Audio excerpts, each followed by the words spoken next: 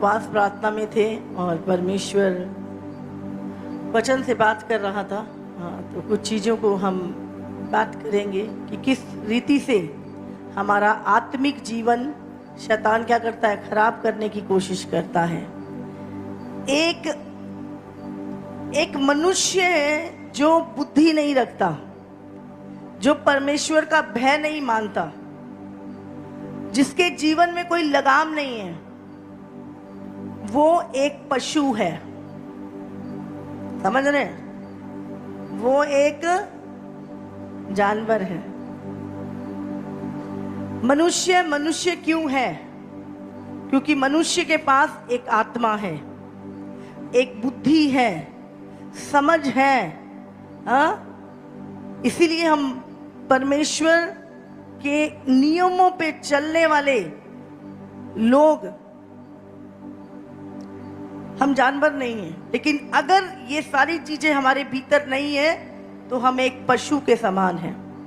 Bible में लिखा है पशु को कोई समझ नहीं रहती। समझ रहे हैं? आपको पता है ये मेरी माँ है, ये मेरी बहन है, ये है ना, आपको बहुत बातों की समझ है, पर जानवरों को नहीं है, इसीलिए वो पशु हैं। लेकिन जब इंसान कायदों में नहीं रहता, नियमों पे नहीं चलता, आज्ञाओं पे नहीं चलता, वो भी एक पशु के समान होता है। हालेलुया। ऐसा मैं नहीं करी, बाइबल में लिखा है। जो मनुष्य समझ नहीं रखते और जिनके कोई लगाम नहीं है, जो मन में आया वो कर रहे हैं, जो मन में आया वो बोल रहे हैं, जो मन में आया वो सोच रहे हैं, तो ऐसे लोग पशु के समान होते हैं। लेकिन प्रभु का धन्यवाद, आप समझदार मनुष्य हैं, इसीलिए प्रभु की हजूरी में बैठे हैं। Hallelujah, hallelujah. आप प्रभु का भय मानते हैं और उसके नियमों को मानते हैं, इसीलिए आज चर्च में हैं। धन्यवाद करो अपने लिए। हालेलुया। आप दुनिया के बुद्धिमान लोग हैं जो परमेश्वर की आज्ञाओं को सुनने आए हैं, परमेश्वर के नियमों को जानने आए हैं। हालेलुया। तो मैं जब बाइबल पढ़ रहे थे हम कल, तो प्रभु का वचन बात कर रहा था कि जब एक व्यक्ति प्रभु में आता है, बहुत बारी क्या होता है, शैतान उसे अपनी युक्तियों में फंसाने की कोशिश करता है।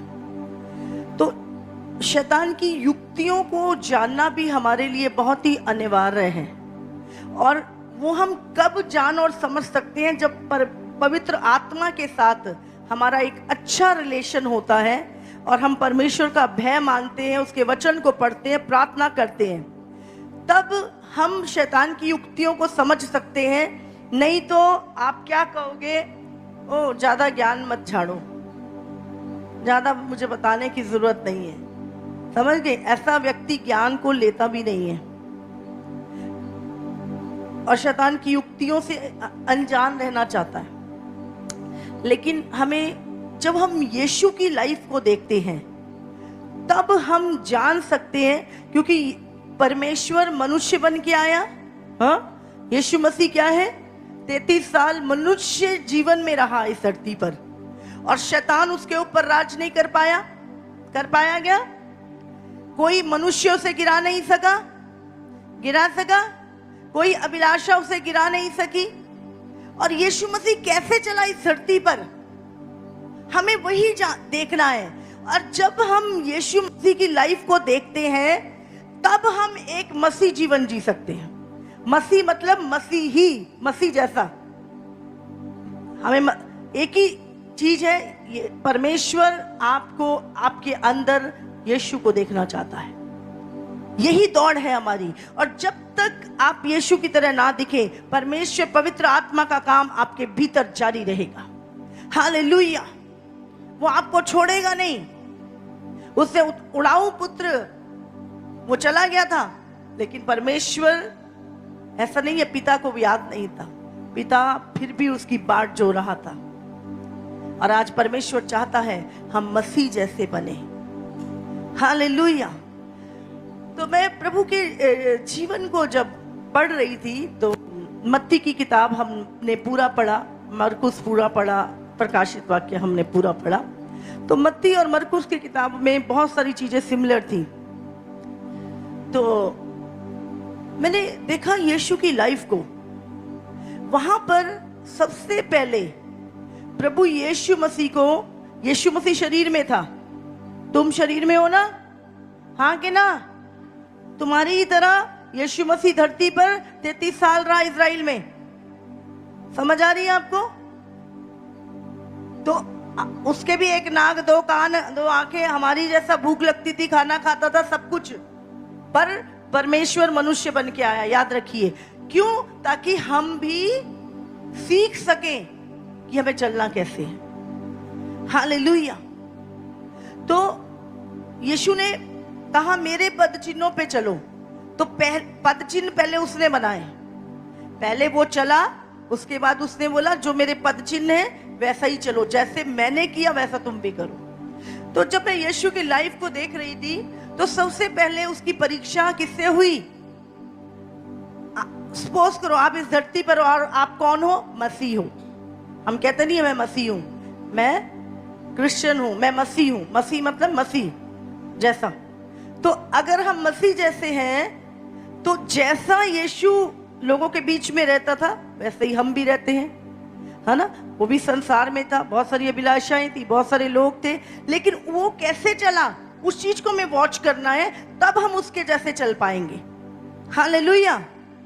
तो सबसे पहले यीशु मसीह की जो परीक्षा हुई वो किससे हुई? शैतान के द्वारा। और कौन ले गया उसे जंगल में? हाँ, कौन ले गया? शैतान या पवित्र आत्मा? पवित्र आत्मा। हाँ, बहुत सारे लोग होंगे शैतान जंगल में ले गया। नहीं, शैतान नहीं लेके गया उसको। जब यीशु मसीह 40 दिन की उपवास और प्रार्थना उसने की तो 40वें दिन आत्मा उसे जंगल में ले गया। हालेलुया। कहाँ ले गया? परीक्षा के क्षेत्र में। तो हम कई बार अरे शैतान ऐसा, शैतान नहीं, कई बार पवित्र आत्मा आपको परीक्षा के क्षेत्र में लेकर जाएगा। और कब लेके जाएगा? जब आप उपवास और प्रार्थना में होगे। आप बोलोगे मैं तो इतना उपवास और प्रार्थना कर रहा हूं, फिर ये परीक्षा मेरे जीवन में क्यों आई? क्यों आई जानते हो? ताकि आप उस परीक्षा में जीत हासिल करो, उस परीक्षा को पास करो, और उसके बाद यीशु की सेवकाई शुरू हुई। हालेलुया। हालेलुया। तो आपको पवित्र आत्मा ऐसे परीक्षा के क्षेत्र में, हो सकता है आपने 40 दिन का उपवास प्रार्थना किया हो, उसके बाद आपके सामने व्यभिचार आ जाए, आपके सामने आपकी सबसे फेवरेट चीज आ जाए, सबसे फेवरेट मनुष्य आ जाए, कुछ ऐसा लालच आ जाए, कोई ऐसी ऑफर शैतान की ओर से आपके सामने आ सकती है। तो परीक्षा के कई क्षेत्र हैं, और जिस चीज की आपको सबसे ज्यादा जरूरत है वो किसी शैतानी क्षेत्र से आपके पास आ जाए। अब रोटियों की जरूरत थी यीशु मसीह को, 40 दिन का भूखा प्यासा था, थी कि नहीं? पर रोटी कौन ऑफर कर रहा था? परमेश्वर या शैतान? बोलो। कई बार बहुत सारे ऑफर जो हैं वो प्रभु की ओर से नहीं होते, वो शैतान की ओर से भी होते हैं, ताकि आपको परीक्षा में गिरा दे।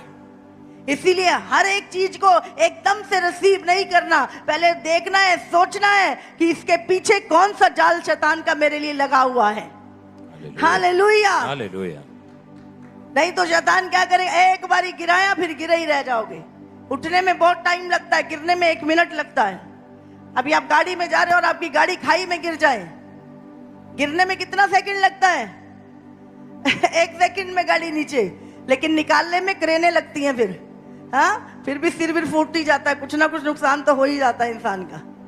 इसीलिए गिरने बहुत संभल के रहिए, शैतान गिराने के लिए हमें आता है हमेशा। तो यीशु मसीह की परीक्षा, और दूसरा उसने क्या किया? मैं इस पूरी दुनिया का धन तुझे दे दूंगा। तीसरी परीक्षा, प्रभु को परखना। अगर तू प्रभु का पुत्र है फिर तेरे जीवन में ऐसा क्यों हो रहा है? तेरे जीवन में ये आशीष क्यों नहीं है? हाँ, अपने प्रभु से कह गिर जा और वहां से दूत तुझे बचा लेंगे। तो बहुत सारी बात क्या है, शैतान हमेशा बातों में फंसाता है। हालेलुया। ये परीक्षा शैतान के द्वारा यीशु मसीह की ली गई, लेकिन यीशु मसीह ने सही आंसर किया, वचन से आंसर किया, और उसने उस परीक्षा में ना तो उसने अपनी भूख को, ना अपनी जरूरत को पहला स्थान दिया, ना अपनी भूख को, और ना दुनिया का किसी चीज का लालच और लोभ किया, और ना परमेश्वर को परखा। ये 3 परीक्षाएं हमेशा आपकी लाइफ में आएंगी।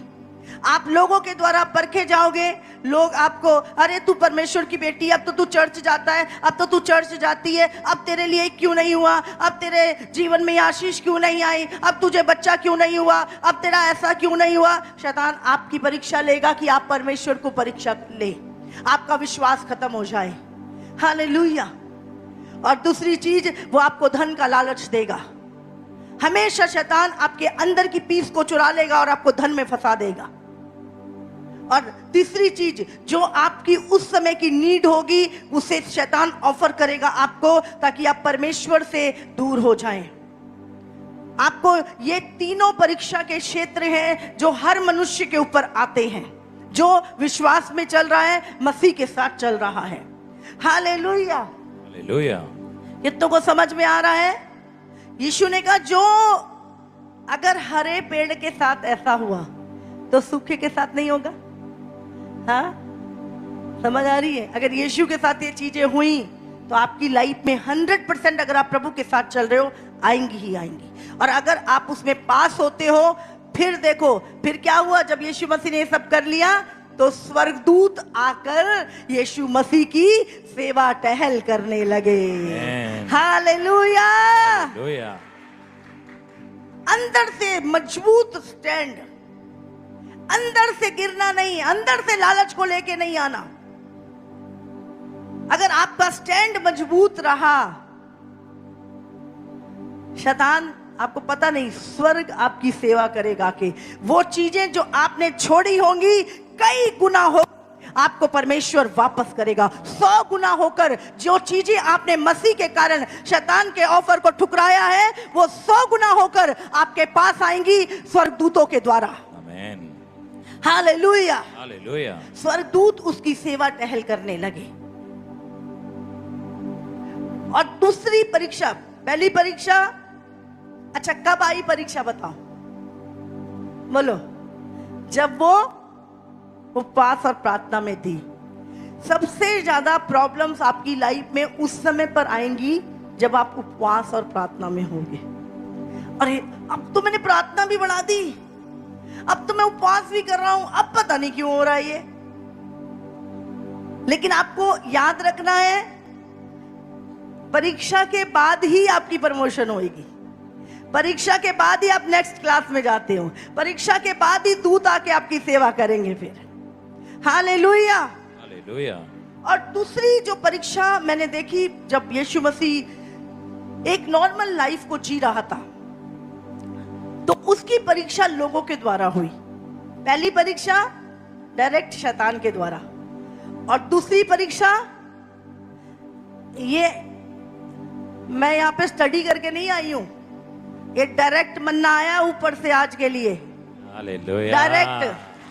हालेलुया। समझ रहे हैं? ये वो नहीं है कि हाँ जी 2 घंटे बैठ के मैं स्टडी करती हूँ पहले और फिर आपको डायरेक्ट आत्मा में मन्ना आता है और वो आपकी आत्मा में डायरेक्ट जाता है। इसीलिए याद रखिए, वो चर्च नहीं है जहाँ पे सीखी हुई या पढ़ के बातें सुनाई जाती हैं। ये वो चर्च है जहाँ पे पवित्र आत्मा डायरेक्ट आत्मा में डालता है चीजें, और वो आपकी आत्मा में सप्लाई होती है और फल को लेकर आती है। आमीन। Hallelujah, hallelujah. और मैं 10 बजे तक मेरे पास कोई वचन नहीं था। उसके बाद थोड़ा थोड़ा परमेश्वर ने बात करनी शुरू की। आज ये मन्ना देना लोगों को जाके, क्योंकि जहां पे आप जूझ रहे हो वहीं पे परमेश्वर आपको चलना सिखाएगा। वहां पे कटाई छटाई करनी है, वहां कटाई छटाई करेगा। तो परमेश्वर आज इसी चीज पे बात कर रहा था। दूसरी परीक्षा यीशु मसीह की लोगों के द्वारा हुई। हाँ, लोग क्या करते हैं, जब आपका स्टैंड प्रभु में होता है, जब आप परमेश्वर की आवाज को सुन के वही करते हो, तो फिर शैतान लोगों को, और लोग भी कौन से, धर्मी दिखाने वाले अपने आप को लोग, वो लोगों के द्वारा आपकी परीक्षा करता है। समझ रहे? अच्छा, यीशु को कहते, यीशु ये बता, कैसर को कर देना ठीक है या गलत है? हाँ? अब यीशु मसीह कहता भी गलत है तो राजा तो बैरी करता, हाँ? और अगर कहता कि नहीं, दोनों तरफ से क्या था, यीशु को वो फंसा रहे थे। समझ आ रही है? तो यीशु मसीह बहुत विस्डम था प्रभु के पास। जब आप प्रभु का भय मानते हो और आज्ञाओं मानते हो ना, तो आपके पास विस्डम होता है, आपको उत्तर देना आता है दूसरे व्यक्ति को, क्योंकि आप चलते हो प्रभु की आज्ञाओं पे, और आज्ञाओं पे चलने वाला, भय मानने वाला विस्डम से भरा हुआ होता है। Hallelujah, hallelujah. अब यीशु मसीह को कहते, यीशु मसीह ने बोला कि राजा को कर कौन देता है, उसके पुत्र या उसकी प्रजा? तो उन्होंने बोला प्रजा। तो उसने बोला पुत्र बच गए। उसको क्या बता रहा था, हम कौन है? उसने बताया मैं राजा, राजाओं के राजा का पुत्र हूं। हाँ, तो ये पूरी सृष्टि क्या है, मेरी है, मुझे कर देने की जरूरत नहीं है। टैक्स तो वो देगा ना जो तो किसी का यूज कर रहा है। हम सरकार की चीजें यूज करते हैं इसलिए टैक्स देते हैं, लेकिन वो तो अपने बाप की चीजें यूज कर रहा है। ये सृष्टि हमारे बाप ने बनाई है, हाँ, तो हमें टैक्स देने की जरूरत नहीं है। समझ आ रही है? तो यीशु मसीह सवाल कर रहा है, उसने बोला टैक्स कौन देते हैं, कर कौन देता है, पुत्र या जनता? तो उसने जनता। बोले पुत्र बच गए, फिर भी उसने कहा कोई बात नहीं। हाँ, उसने बोला सिक्का लेके आओ एक। वो एक सिक्का लेके आए और उसने बोला इसके ऊपर किसकी फोटो है? उन्होंने कहा कैसर की। उन्होंने, यीशु ने बोला जो कैसर का है वो कैसर को दो, और जो परमेश्वर का है वो परमेश्वर को दो। Hallelujah, hallelujah. और जब मैं बाइबल पढ़ रही थी, मैं हैरान, प्रभु का क्या सटीक उत्तर होता परमेश्वर का। कोई उसे अपनी बातों में फंसा नहीं पाता था।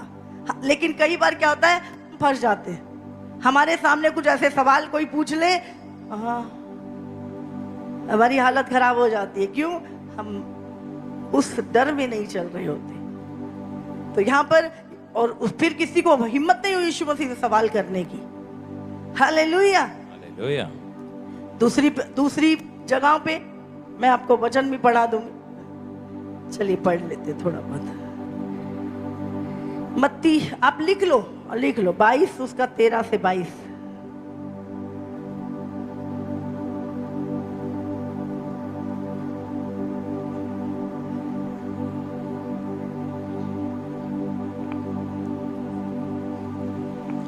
तब राजा ने सेवकों से कहा, इसके हाथ पांव बांधकर उसे बाहर अंधियारे में डाल दो। हाँ हाँ, वहां रोना और दांत पीसना होगा, क्योंकि बुलाए हुए तो बहुत हैं परंतु चुने हुए थोड़े हैं।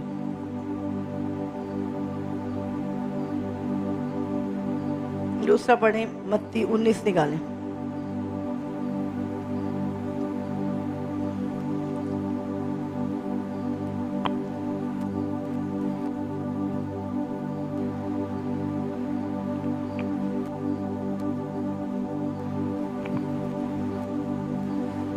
कर का सिक्का मुझे दिखाओ। तब वे उसके पास एक दिनार ले आए। इससे पीछे पढ़ो, इससे पीछे 13 से पढ़ो, नहीं 18 से पढ़ो। ठीक है, यहां से पढ़ो। अतः उन्होंने अपने चेलों को हेरोदियों के साथ उसके पास यह कहने को भेजा, हे गुरु, हम जानते हैं कि तू सच्चा है। हाँ, हम जानते हैं तू सच्चा है। जानते थे वो सच्चा है। हाँ, और परमेश्वर का मार्ग सच्चाई से सिखाता और है। परमेश्वर का मार्ग सच्चाई से सिखाता है। और किसी की परवाह नहीं करता। और किसी की परवाह नहीं करता। क्योंकि हाँ, तू मनुष्यों का मुंह देखकर बातें नहीं करता। तू मनुष्यों मुंह देखकर बातें नहीं करता, तू सच्चाई पे चलता है, हम जानते हैं। इसलिए हमें बता, तू क्या सोचता है, कैसर को कर देना उचित है कि नहीं? समझ रहे हैं? फंसा रहे हैं यीशु मसीह को। आपको भी लोग अपनी बातों में फंसाते हैं जब आप मसीह में सही चलते हो। हाँ, क्या पूछ रहे हैं? इसलिए हम, तू सच बोलता है, तू किसी की परवाह नहीं करता, तू मुंह देखी बातें नहीं करता, इसीलिए हमें बता कि तू क्या सोचता है, कैसर को कर देना उचित है या नहीं। हाँ, यीशु ने उनकी दुष्टता जानकर कहा, हे कपटियों, मुझे क्यों परखते हो? हाँ, यीशु ने उनकी दुष्टता जानकर कहा, हे कपटियों, मुझे क्यों परखते हो? जो कपटी लोग होंगे ना, वो आप परखेंगे। जो दुष्ट लोग होंगे, वो भी आपको जानबूझ के कि आप गिर जाओ प्रभु में, आपको परखेंगे। आगे, कर का सिक्का मुझे दिखाओ। तब वे उसके पास एक दिनार ले आए। उसने उनसे पूछा, यह छाप और नाम किसका है? उन्होंने उससे कहा, कैसर का। तब उसने उनसे कहा, जो कैसर का है वह कैसर को दो, और जो परमेश्वर का है वह परमेश्वर को दो। हाँ, ये सुनकर उन्होंने अचंबा किया और उसे छोड़कर चले गए। आगे, उसी दिन सदूकी, जो कहते हैं कि मरे हुओं का पुनरुत्थान है ही नहीं, उसके पास आए और उससे पूछा, हाँ, हे गुरु, मूसा ने कहा था कि यदि कोई पुरुष बिना संतान मर जाए तो उसका भाई उसकी पत्नी से विवाह करके अपने भाई के लिए वंश उत्पन्न करे। यहाँ पर हम अगर इसको पूरा पढ़ें तो उसमें लिखा है कि उससे पूछने लगे कि प्रभु, मूसा व्यवस्था में लिखा है कि यदि कोई भाई मर जाए तो दूसरा भाई उससे शादी करे और उसके लिए वंश उत्पन्न करे। तो ऐसे 7 भाई थे और वो सातों मरते गए और वो सातों की पत्नी बन गई, लेकिन फिर वो भी मर गई। तो जब पुनरुत्थान होगा और सब लोग जी उठेंगे तो उस समय पर वो किसकी पत्नी होगी? देखो, आप समझ रहे हैं कहां से इतना दिमाग? मैं कई बार सोचती हूँ, इतना कपट में दिमाग चलता है लोगों का, दुष्टता में चलता है, चालाकियों में चलता है। अगर इतना दिमाग सीधे प्रभु के वचन को मानने में चल जाए तो कितनी बड़ी आशीष पा सकते हैं। लेकिन कपटी लोग ऐसा करते नहीं है। कपटी लोग हमेशा दुष्टता ही उगलते हैं। हाँ, अभी यीशु मसीह क्या कहता है, पढ़ेंगे इसे।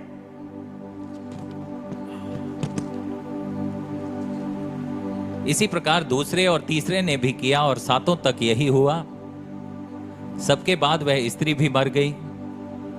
अतः जी उठने पर वह उन सातों में से किसकी पत्नी होगी, क्योंकि वह सबकी पत्नी हो चुकी थी। हाँ। यीशु ने उन्हें उत्तर दिया, तुम पवित्र शास्त्र और परमेश्वर की सामर्थ नहीं जानते, इस कारण भूल में पड़े हो।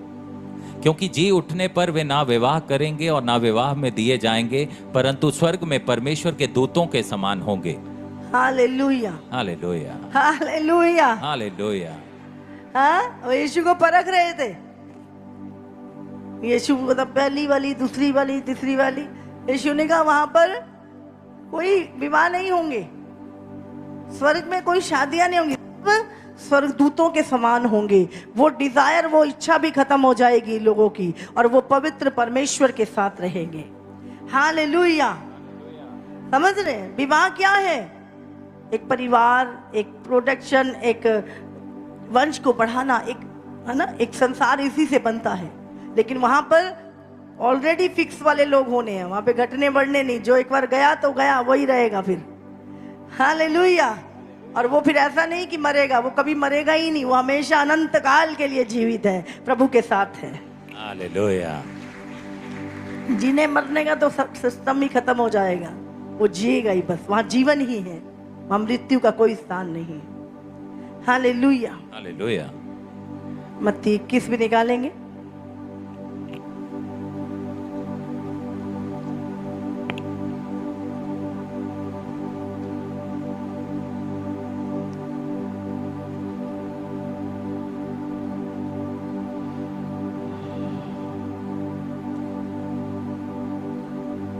तेईस पढ़े।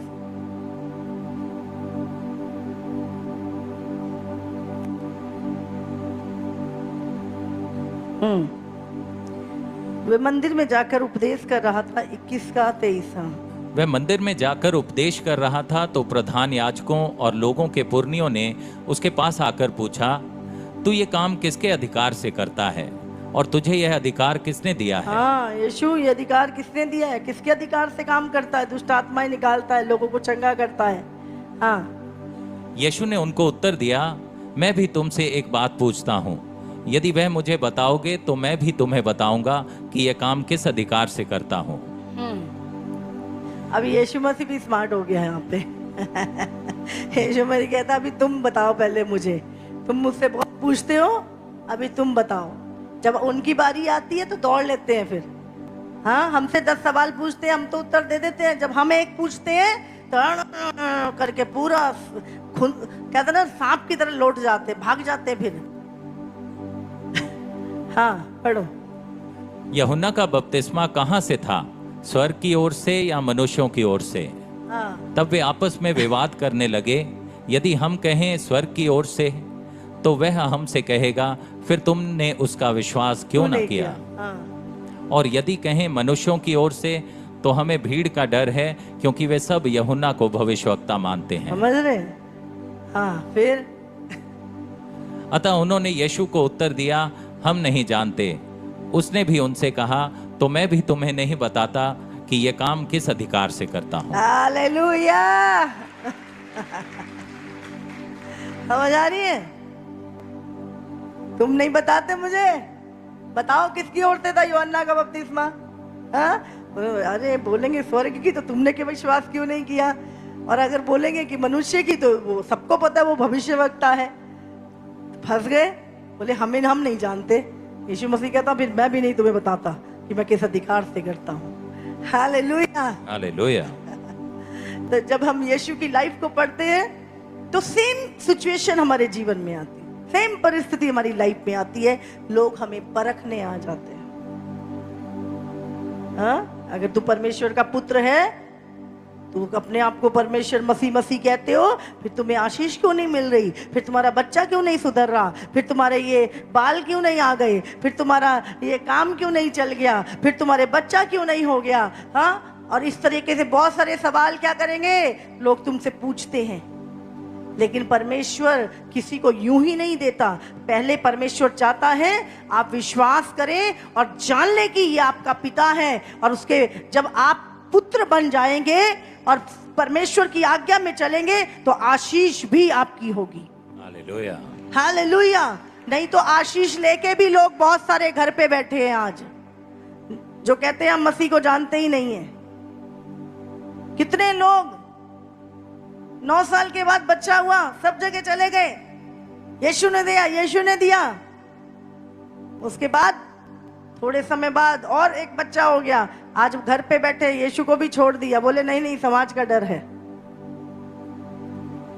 बहुत सारे लोग, तो जब लोग कई बार आके मेरे पास, पास्टर जी अगर ऐसा हो गया ना तो पूरा गांव बच जाएगा। मैंने बोला गांव क्या, तू अपने घर वालों को ही बचा के दिखा देना। वो 2 मिनट तो कहेंगे ठीक है, अच्छा है, अच्छा है, आएंगे नहीं प्रभु में। तो आके बहुत सारे लोग मेरे से बोलते हैं, पास्टर जी बस ये हो जाए ना, ये पूरा गांव बच जाएगा। मैंने बोला बिल्कुल नहीं बचेगा। बाइबल कहती है मैं जिस पे अनुग्रह करना चाहूं उस पे अनुग्रह करता हूं, जिस पे दया करना चाहूं उस पे दया करता हूं। दया और अनुग्रह भी हर एक के ऊपर नहीं होता है। और आपका चमत्कार देखने से नहीं, अगर ये लाखों चमत्कार होने से भी लोग नहीं बचे, और तो अगर ये चमत्कार भी हो गया, जिससे नहीं मानना, नहीं विश्वास करना, वो कभी नहीं करेगा। इसीलिए हम उस चीज को अपना आइडल और वो ना बना ले। हालेलुया। समझ आ रही है आपको? तो मनुष्यों के परखने से या बोलने से अगर आपको फर्क पड़ रहा है तो आप 100% एक दिन नरक की आग में होगे, क्योंकि आप परमेश्वर को नहीं मनुष्यों को खुश कर रहे हो। Hallelujah, hallelujah. जब लोग तुम्हें परखे तो एक ही चीज, प्रभु चंगा करे या ना करे तो भी वो मेरा परमेश्वर है। परमेश्वर मुझे आशीष दे या ना दे तो भी यीशु ही मेरा प्रभु रहेगा। Hallelujah, hallelujah.